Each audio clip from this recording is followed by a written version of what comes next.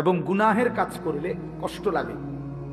আল্লাহ নবী সাল্লাল্লাহু আলাইহি সাল্লাম বলেন, তাহলেই তুমি ভাবো তুমি মুমিন, তাহলে তুমি মুমিন, ফাআনতা মুমিন, তাহলে তুমি মুমিন। কিন্তু যেদিন দেখবে এই অনুভূতি লোপ পাইছে, তখন মনে রেখো তোমার আর ঈমান নাই। অর্থাৎ অব্যাহত গুনাহ করতেছে, কিন্তু এটা যে না যায়, সেটা যে হারাম। 365 দিনে কোনোদিন ফজরের নামাজ পড়ে না, একটা বছর পার হয়ে গেছে, আজকে 20 বছর ব্যবসা করে, প্রতিদিনই মিথ্যা কথা বলে, প্রতিদিনই ওজনে কম দেয়, প্রত্যেক দিনেই হারাম রোজগার করতেছে, অথচ কোনো অনুভূতি নাই, ভালো মন্দের কোনো পার্থক্য নাই, হালাল হারামের কোনো পার্থক্য নাই, জায়েজ না জায়েজের কোনো পার্থক্য নাই। আমার বাপ, এটা মানুষ হয় কেমন? এটা মানুষ হয় কেমন? ফুল দেখলে যার কাছে ঘ্রাণ লাগে না, পায়খানা দেখলে যার কাছে দুর্গন্ধ লাগে না, সে সুস্থ কেমন বলে? ইনসাফ কি বলে? ইনসাফ কি বলে?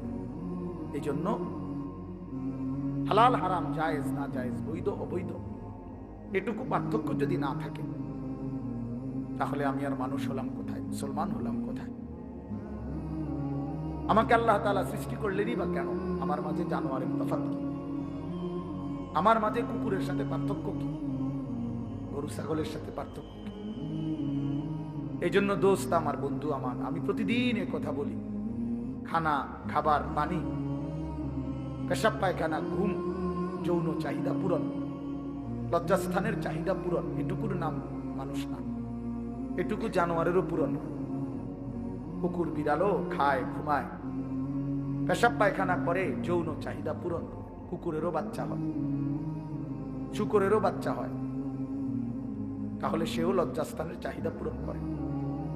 এই জন্য দোস্ত আমার, বন্ধু আমার, বাপ আমার, শুধু এটুকু চাহিদা পূরণ হয়েছে, খাইতেছি, ঘুমাইতেছি, পেশাব পায়খানা করতেছি, যৌন চাহিদা পূরণ করতেছি, হালাল হারাম কোনো বাস বিচার নাই, যা পাচ্ছি তাই খাচ্ছি, যা সামনে দেখতেছি সবই দেখতেছি, কে দেখা আমার অনুমতি, কে দেখা আমার অনুমতি নাই।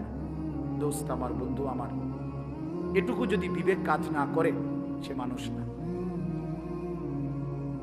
সে মুমিন হতে পারে না। আল্লাহ নবী তো বলছেন এটা, তোমার নেক কাজ যদি তোমাকে আনন্দিত করে, তোমার গুনাহ এবং মন্দ কাজ যদি তোমাকে কষ্ট দেয়, তাহলেই তুমি মুমিন।